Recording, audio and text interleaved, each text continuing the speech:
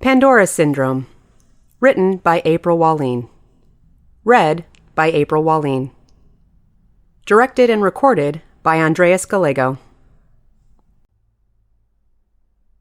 I took a deep breath as I made my way through the sloppily gyrating crowd. I wasn't entirely sure this was a good idea.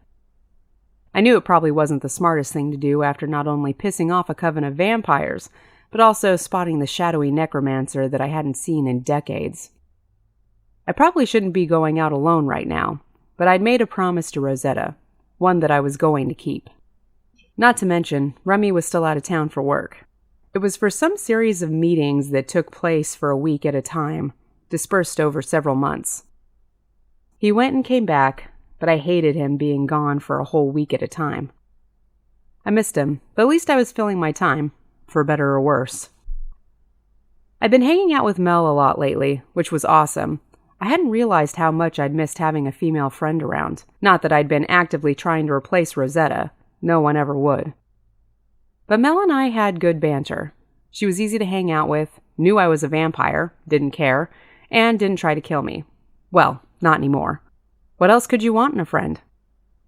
Over the months of hanging out with Mel, I'd found out that most werewolves were just giant balls of energy when not being all brooding and brawling. Mel in particular. When out and about, she often gave the impression of an overly excited puppy, though she wasn't a fan of playing fetch, as I found out. Unfortunately, our newfound friendship wasn't all fun and games. Part of our new kinship was based on the fact that we'd attracted the unwanted attention of that damn vampire coven we'd fought at the cemetery. They hadn't outright attacked us yet, but they had left us threatening messages, which had come in many different forms. One of their little cronies had attacked my favorite stock boy. Then they had struck low by leaving raw steaks peppered with rat poison in my front lawn. Sarge had eaten almost all of them by the time I'd found out. Aside from some indigestion, it had little to no effect on my dog. Lucky bastards. I wasn't the only one they were hassling, though. Mel had found several fed-upon humans in her territory. They'd even found a half-drained human at the front door of her pack house. Her pack leader had not been happy about that one, and demanded that she do something about it. Though what we could do, I didn't know. Aside from the morbid little gifts, the little fuckers had been hiding. We'd gone to the Order about it, but without actual proof that it was their particular coven, there was little they could do. Mel and I had gone out in Hollywood trying to track down their lair. Unfortunately, I had no contacts. Other vampires wouldn't even talk to me. Apparently they still remembered the Order's decree to leave me the hell alone.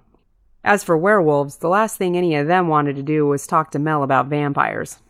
I'd even asked Hank if his mage cousin could help find the vampires. Unfortunately, we would have to have some kind of personal possession of theirs and possibly some blood in order to track them down via magic. Somehow, I'd gone from nothing happening in my life to everything happening at once. Needless to say, I was just a bit stressed out. Now I was taking what little free time I'd wrangled to stop neglecting my responsibility to watch Rosetta's twins. Rosetta hadn't been dead too long, but I knew she would be pissed off if I didn't check up on her kids soon. This evening, I'd followed them from their night classes to a busy fraternity house near downtown LA, sure to keep a good distance. If there hadn't been music blaring from inside and the shouts of drunken college students, I would have thought it'd been haunted, what with its derelict wood beams and long-deceased lawn. I searched the busy frat house, hoping to catch a glimpse of them, but I'd lost them in the crowd. God, the smell of this place was worse than the clubs in Hollywood. The number one offender was the fact that it was a frat house where many dirty college boys lived. The rank odor of dirty socks and unwashed athletic gear put Jack's zombie stench to shame. Aside from that, there was the noxious odor of booze, the smell of people sweat, blood circulating in veins all around me, and ginger. I scented the air more intently then. There was definitely that gingery smell of magic about. It seemed to be coming from all over the place. I don't know why I was surprised. I mean, I'm sure there were plenty of supernaturals that matriculated. It was the ones that might be here for other purposes that worried me. It was then that I finally spotted the full brassy hair of Charisse, the female twin. I halted and found a good place to stand out of her eyeline. At a glance, I could tell that she had inherited her mother's temperament. She looked around the party like she was too good for it. And she was right. This place was sketchy. If I were Charisse, I'd be wondering what I was doing there too. I didn't know what else Rosetta wanted me to do since she didn't want me to interact with them. Charisse seemed to be fine. I'd located one half of the duo, so I guess I just had to locate her brother, make sure he had all his limbs, and move along. I didn't really know how much of an eye she wanted me to keep on them. I mean, a monthly checkup should be good, right? Now, where was Charlie anyway? "Hi!" a male voice called from behind me, and I immediately spun to face a boy with wily, short bronze hair and violet eyes, Charlie. I froze in panic. What the hell? I was supposed to stay away from them, and here one of them was, walking right up to me without me noticing. God, I was bad at this. Charlie smiled awkwardly at me. "You okay?" I nodded. This was bad. Crap. Rosetta would be rolling in her grave. My mind had gone blank, and I just stood there with my mouth open. In my panic, my senses seemed to be sharpening. I was picking up some strong supernatural odors, probably magic users by the sweet scent of it. Charisse and Charlie definitely shouldn't be at a party with this many supernatural around. "What's your name?" Charlie persisted. "Dee," I replied inanely, and closed my eyes in annoyance. What the hell was I doing? I just gave him my name. Well, not my real name, but one I was certainly called by. "How do you like the party?" he asked then, his smile never wavering. I muttered, taking in the college chaos around me. "Okay." Charlie laughed at me then. "What?" "Nothing," he replied. "I was just wondering if you could say more than one word at a time." I furrowed my brow. "What's that supposed to mean?" "There you go," he smiled. I just stared at him. This kid was weird. Maybe Rosetta was right. Maybe they did need watching. Charisse seemed somewhat antisocial, and Charlie was just too smiley. I'm sure I wasn't the best candidate to keep them out of trouble. I couldn't even keep myself out of trouble. Well, at least it seemed like Charlie was the only one I'd really have to worry about. It was then that I caught a familiar scent, the metallic ginger smell of a vampire. One that was wearing a little too much Drakkar Noir. I turned and saw little Manson from the Graveyard Vampire Coven. He smirked back at me. Oh God, this was bad. "You okay, Dee?" Charlie asked me, and I looked at him in panic. I had to get that vampire out of here and far away from Charlie and Charisse. Sorry, nice talking to you. Gotta go," I muttered in a hurry, and took off through the crowd. I made a beeline for little Manson. Unfortunately, the shifting bodies of the crowd made me lose him. I cursed under my breath and attempted to follow his scent. I was bombarded with alcohol and gym sock as I tried to locate the vampire's scent.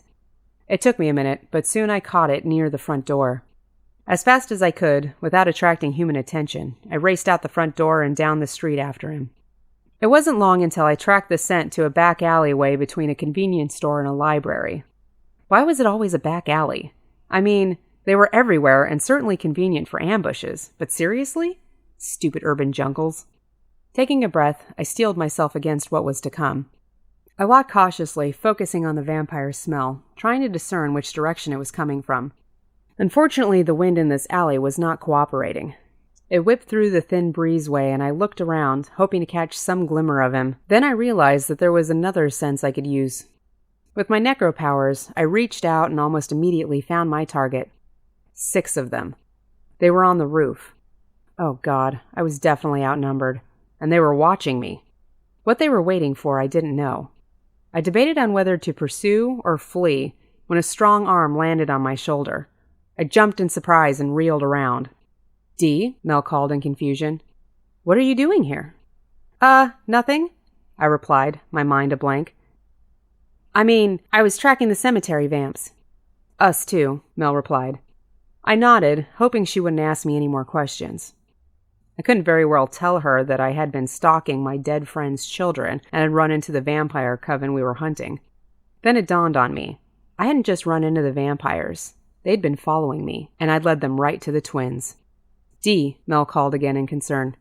"You all right? You look like you just ate a bug." I looked at her fully now. She was dressed in her black hunting leathers and was flanked by several other big people dressed similarly. They all had the same shaggy dark hair, tanned skin, and luminescent golden eyes. I knew right away that this was her pack. A slight shiver of intimidation ran down my spine, but I forced myself to stand my ground. This was my friend's family, after all, yet I couldn't help my base instinct to flee at being surrounded by werewolves. Nice to know I had a healthy sense of self-preservation. Taking a deep breath, I forced myself out of my stunned stupor. So I tracked them to the roof, but I think they've probably jumped to the next one by now, I said, looking around her to the large hairy entourage of people standing behind her. Those damn territory-violating leeches, she cursed. I winced a little. I wasn't a big fan of the leech word. They were loitering around a college party a few blocks away, I informed her. I knew it, Mel replied. They're trying to hunt. We're going to destroy those blood bags. I stared at her a moment. There was a wildness in her eyes that I only ever saw when she got really riled up for a fight. We kept losing their scent. I should have known they'd taken to higher ground. Thanks, Dee, she smiled. Hey, you want to come with us? I looked around Mel to her companions. They were all staring daggers at me. I was pretty sure if I went with them, I would accidentally get pushed off a roof. Oh, no, I replied casually.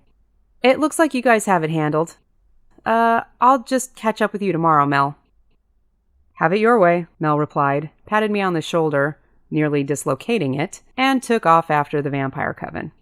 Yeah, happy hunting, I called after her. Mel's pack followed quickly, but I didn't miss the territorial glares they gave me as they went. Once they were gone, I took a breath of fresh air. Why did werewolves have to be so intense? I forced myself to relax a little. They had this handled. I wouldn't have to explain to Remy how I'd been ambushed by a coven of vampires, and Charisse and Charlie were safe. Everything was good. I should be relaxing, but there was still a lingering dread that just wouldn't let me be.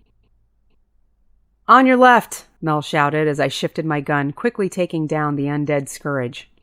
We waded through the mass of rotted flesh until the queen necromancer stood before us, her eyes ablaze. Before we could even train our sights on her, the evil queen began chanting.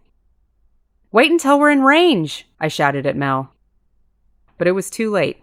She opened fire, missing the queen completely. It was evidently clear that werewolves were no good at ranged assaults. I got her, Mel continued, unloading bullets as she mowed a path to the queen.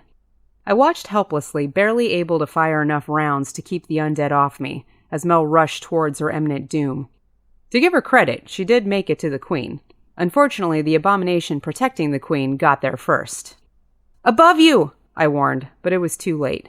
The great spider-like thing descended and Mel was gone. Hell, I shouted, trying to retreat. In seconds, the swarm overtook me. Game over flashed on the big screen as Mel and I lay defeated on my living room carpet. This was how we often spent our time together. It was about 4 o'clock in the afternoon. I hadn't been able to sleep well that day, so Mel had come over to play video games with me. She'd had an errand to run in my area anyway. Mel, I groaned next to her, you don't need to Leroy Jenkins out and kick down every door you come across. Well, where's the fun in that? She asked defiantly, but I could tell she'd learned her lesson. I sat tensely next to Mel. The reason I couldn't sleep had to do with a disturbing message I'd received the night before. It was from the Coven of Vampires. Despite the efforts of Mel and her pack, the vampires had continued to evade them. I hadn't had any luck either, until I'd received the letter that day. It was nice of them to save us the continued effort to find them. The letter had been written in blood, and read, The Gower Gulch, sundown. Come alone or we go after the twins, the real coven.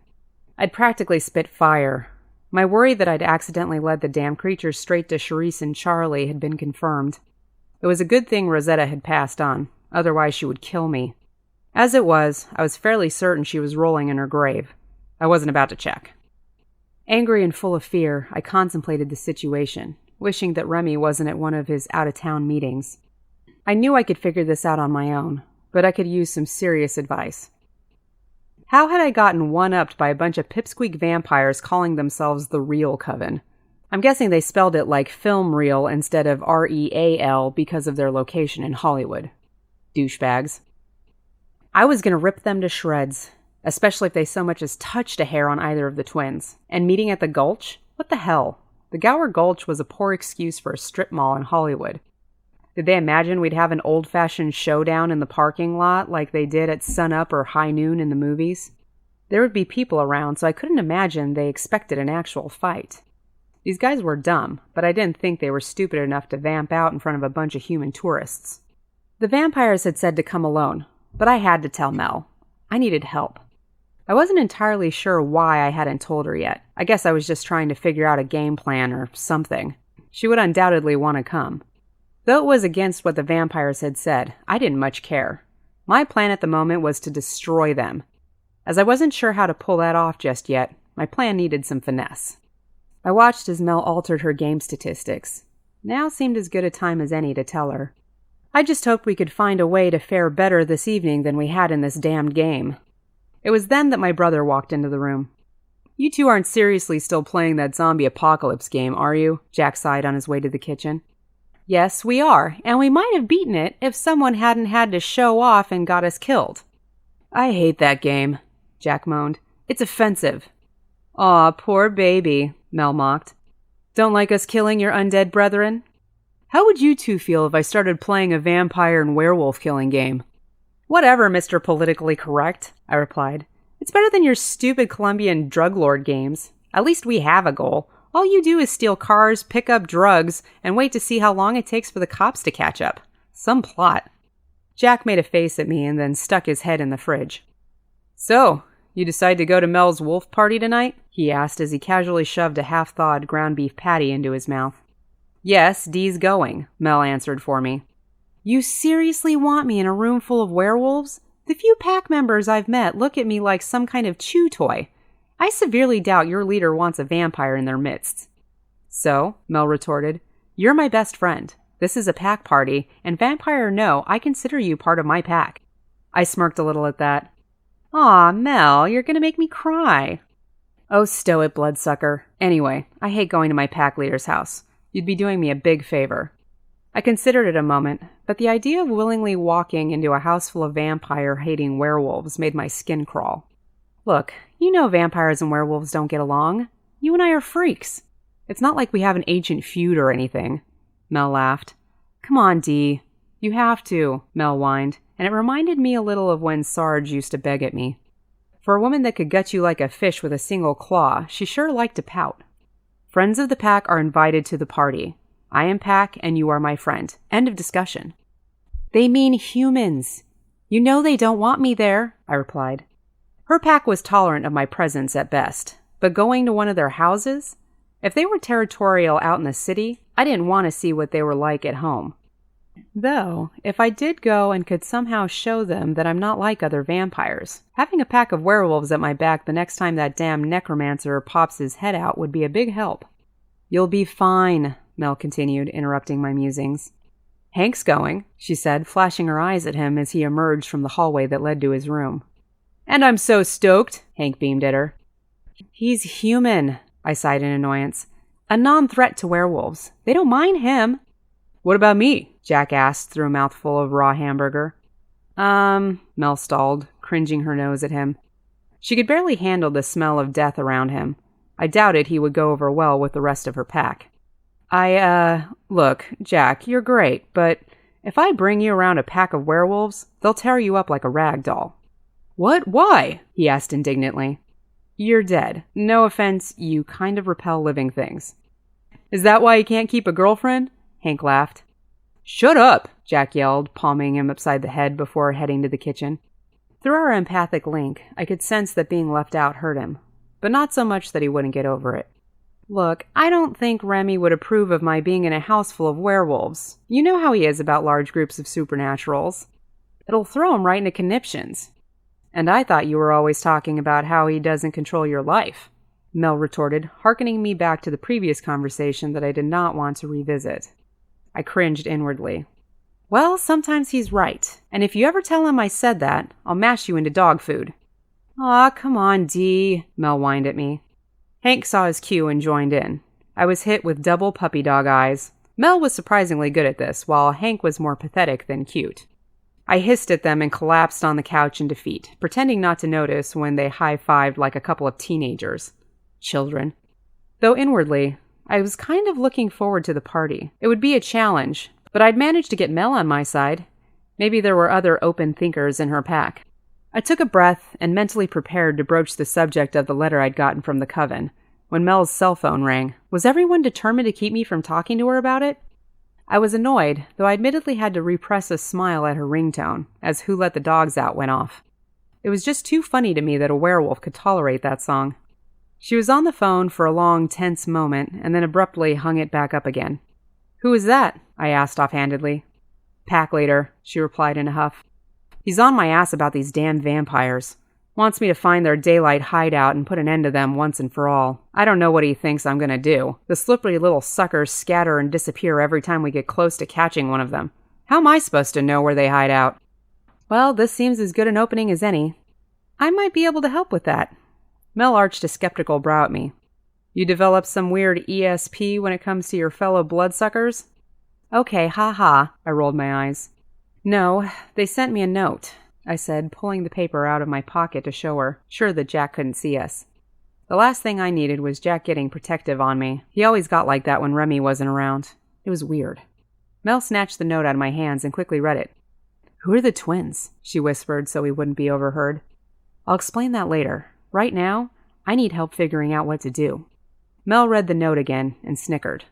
"They seriously want you to meet at a strip mall in the middle of Hollywood? God, they really must think you're gullible to fall into a trap like that." "I have to go," I replied seriously. Gullible or not, they had found the twins once. I could not let that happen again. "Did you not just hear me? This is clearly an ambush. Come alone? I mean, it practically screams, 'Hey, come on by so we can jump you.' You have a better plan?" "Well, no, not yet. Just give me a minute," she said and set to thinking. After a minute, I figured she could use some help. "Well, if you notice, there's a business letterhead on their note," I said, and Mel looked back down at the little scrawling at the top that read Noodle World. "It's close to the location they told me to meet them. I'm thinking they didn't know it was on there and their lair is in this area." Mel's eyes went big, and then she leapt at me, sloppily kissing me on the cheek. "If you two don't stop making out, I'm going to tell Romulus," Jack laughed as he headed up the stairs to his room, snacking on an armful of raw meat patties. We ignored him. "You're a genius," Mel said, looking back down at the note as I wiped her slobbery kiss from my face. "I kept telling my pack you were smarter than your average bloodsucker." "Gee, thanks," I muttered back. "But that doesn't solve the fact that I'm walking into a trap if I go." Mel's eyes grew wide then. "Then we must find them first," she said, matter of fact. It was my turn to raise a skeptical brow at her. "With what time?" I asked her. "It's several hours until sundown. That gives us exactly no time. That's why we go now." "Now?" I asked. "What do you mean now? As I pointed out, the sun is still up." "Yeah, and we're going to find their lair before they wake up." I looked at her doubtfully, but she just rolled her eyes.